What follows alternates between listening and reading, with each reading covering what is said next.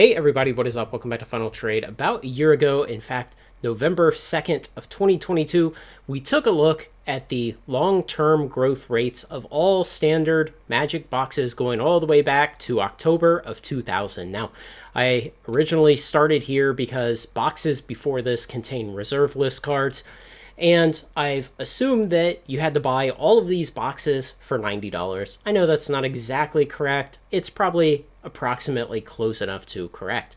And so what I've done is I made the calculations. If you had to buy at $90 on release day and you held them all the way till today, November 9th, 2023, and you were to sell them at the current market price, what would your compound annual growth rate be? And so compound annual growth rate is just a straight line percentage per year compounding that you returned. And so when this says 11.4% compound annual growth rate, it means every single year that you held it, the value grew by another 11.4%. And it normalizes it for partial years and everything like that. And so what we have here is current box prices today pulled off of TCG Player. I have taken the lower of market or the lowest listed price. So what that means, imagine if a bunch of boxes of some particular product had sold recently, and so TCG Player listed a market price of $1,000. Okay, well, that's the result of actual price discovery in a market. And so that's a good price. But if you also had a currently listed cheapest box of $800, we should probably take that because it's lower than the recent price discovery. So it's a better indication of the true market price. Now, if you had one for sale for $2,000, but the recent market price from actual sales was $1,000, we would take that $1,000 because boxes have actually sold at that $1,000 price. So that's why I take the lower of either the market price or the lowest listed price. And I just compiled those off of TCG Player today and computed the CAGRs. And so now I've listed here next to it what were the prices a year ago when I originally did this video and what were the CAGRs as of that day. And something to realize between this new CAGR column and the old one is there's one more year of time in this calculation for the new CAGR column because it's a year later. And then I've computed what is the 1 year change between today's price and the price 1 year ago. And so as you can see, since we are in a very deep and bad bear market in Magic, and there's been a complete crisis in confidence, there's very little faith that WotC will make good decisions for the secondary market right now, and that while they are changing things in that direction, they are being slow to change, and we expect it will be a while before confidence returns. Now, I think we're kind of past the point of most people thinking the reserve list is just going to be reprinted with reckless abandon. But again, these boxes do not include reserve list cards. Now, what's really interesting to me is there are a couple here, and don't worry, I'll scroll down eventually and show you all the rest of the numbers. But there's a couple in here that have gone way up, and namely Onslaught and Planeshift.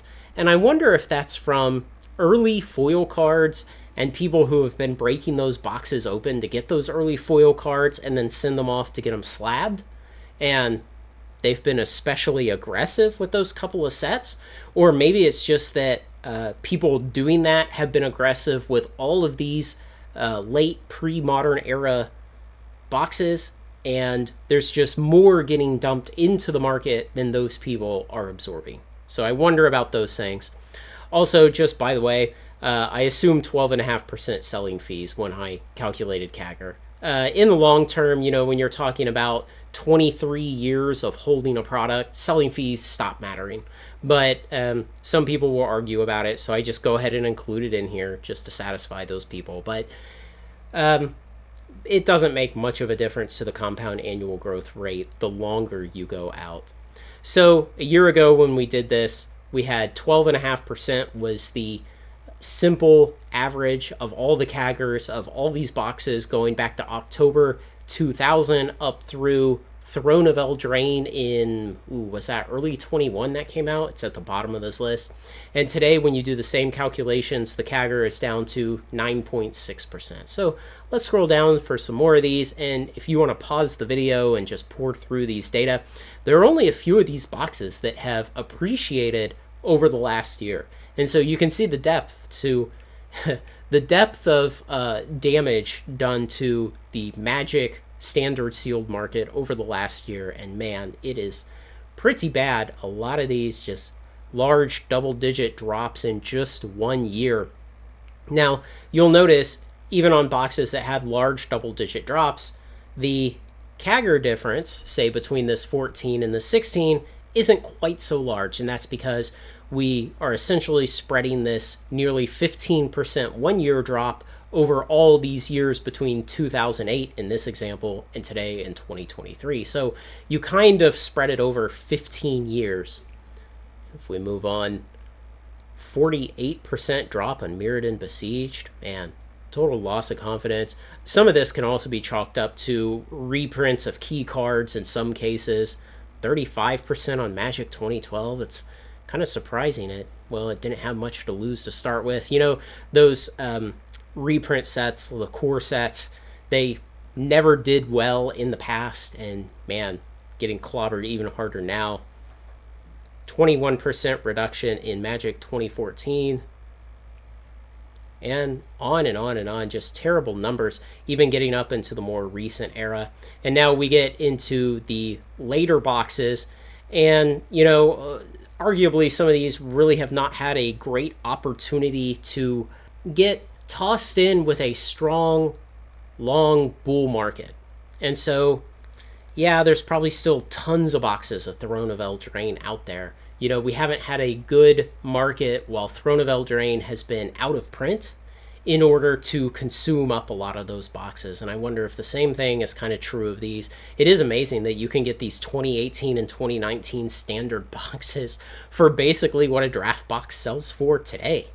So you can see from all these numbers just how bad the damage to the Magic sealed standard market has been in the last year.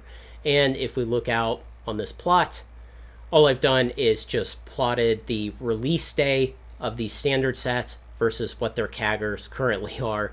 And you can see these older ones out to 2010 and before, yeah, kind of moderately respectable numbers, but then definitely brought down by the later eras in here. So, you know, I often make comparisons to S&P 500 performance because I think that's important. We're all looking at where can we put money into collectibles, into stocks, into other things, and how does it compare to basically the easiest benchmark, which is the S&P 500. If you go out and you buy shares of the S&P 500 SPY, and you compare that with holding these things, well, you know, when we examined this a year ago, 12.7%, that's decent compared to the S&P 500.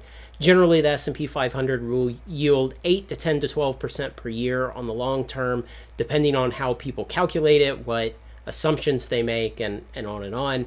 And now we look just 1 year later, the entire average has been dragged down to 9.6%, which in that case, you would probably say, why would I want to hold sealed standard boxes?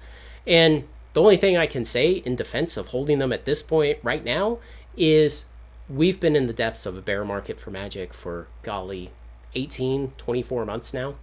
And eventually, we're going to turn around and start coming out of that. And so Rudy made a video, I think yesterday, and he kind of talked about the same thing, that, you know, in his opinion, we're somewhere near the bottom. And I think this kind of corroborates that these prices are so bad. The loss of confidence in the system has been so dramatic, and the loss of value has been so large in the last year. And you wonder at what point is it too much? And at what point will people's behavior start to change? People will step in and they'll start to buy these things. They'll start to look at these boxes that are over 20 years old and are in the low 4 digits, and they'll start to say, that's just too cheap. I don't think that's going to go significantly lower. At some point, that will happen. Now, you know, when we get out here to these late ones, core 2019, all the way through core 2020, well, there's probably still a lot of those boxes in existence because, again, They really haven't had a good bull market to soak them up and take them out of existence while they've been out of print. So it's probably going to take some more time. We need to see markets come around. And do I think this is the end of sealed investing? No, people prognosticate the end of sealed investing literally every day, and yet here we are still.